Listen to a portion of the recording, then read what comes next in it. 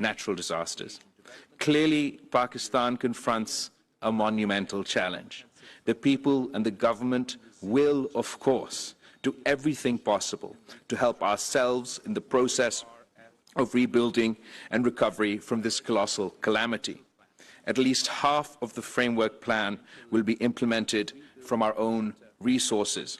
At the level of our local communities, we are already engaged in rebuilding and restoration of homes, villages, roads, and communication networks.